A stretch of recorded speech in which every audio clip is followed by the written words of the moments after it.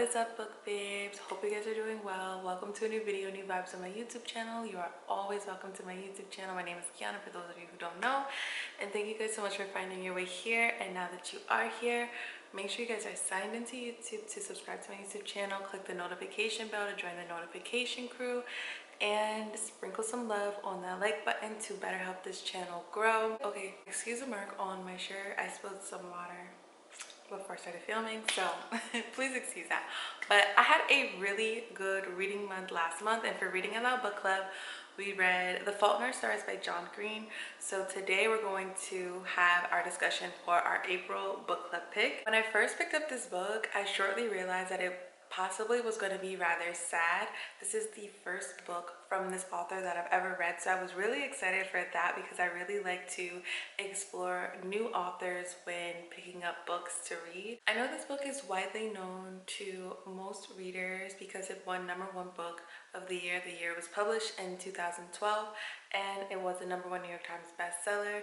So I'm sure most of you are already familiar with this book, which is good. This is a young adult fiction novel, and I know that I said before that I was outgrowing young adult, but I actually discovered through reading this book that young adult fiction has actually become one of my comfort genres. If you're following Reading Aloud Book Club on Instagram, you'll see that I posted my summary of this book on the Instagram page. So in this discussion video, I'm going to go further into detail about it so that we can have a better discussion about the book. In short, our main character, Hazel Grace, is living with a well-known and unfortunately terminal sickness that has led her to meet a new friend turned romantic interest named Augustus Waters. This book examines friendships and sensitive subject matter such as terminal illnesses, and I'm usually really hesitant to put books up like these, but I was taking a leap of faith here in hopes that I would actually enjoy the book. And reading stories like these actually make me feel more alive. I'm not quite sure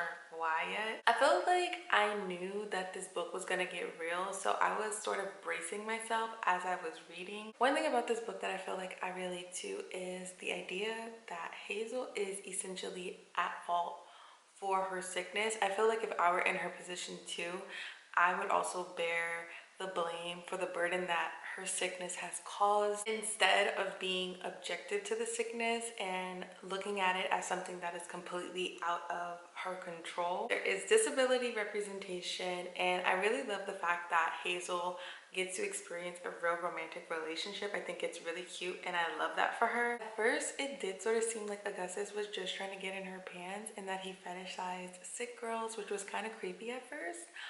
But later realizing that they were actually in love, it did make the story that much better. The thing about the romantic aspect of this book is that it really romanticizes the honeymoon phase, and the ironic thing about that is that the honeymoon phase is actually supposed to be romantic, but the reality of this book is that some honeymoon phases and some relationships don't always look and feel the same. I loved their experience traveling to Amsterdam and the history and culture that they got to experience together. So crazy because I literally could imagine exactly how it was going to be when they traveled to Amsterdam to meet the author Van Houten, and it turned out to be almost exactly the way that I had predicted it was going to be. I just realized that I really like books that involve traveling. This book is sort of like Everything by Nicola Yoon in that respect, but I definitely want to keep reading books that have traveling. If you guys have any traveling book recommendations, please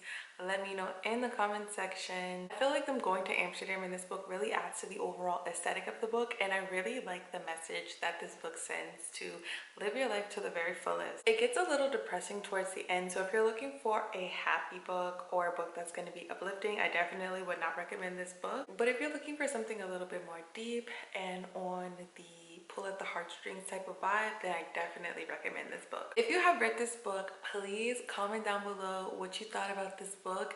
And if you have not read this book and you want to give yourself some time to read it, please come back to this video when you're ready to come back and share your thoughts. Leave your comments in the comment section down below so we can all have a collective discussion on this book. Thank you guys so much for watching this video. If you guys watch this video in its entirety to the very end, leave me a white heart emoji to let me know that you guys are here. Make sure you guys follow me on Instagram. All of my links are in the description bar down below, so you guys know where to go. That is all for this discussion. I hope you guys enjoyed it, and I will talk to you guys in the comment section down below. So I hope to see you guys there, and yeah, stay well and stay safe.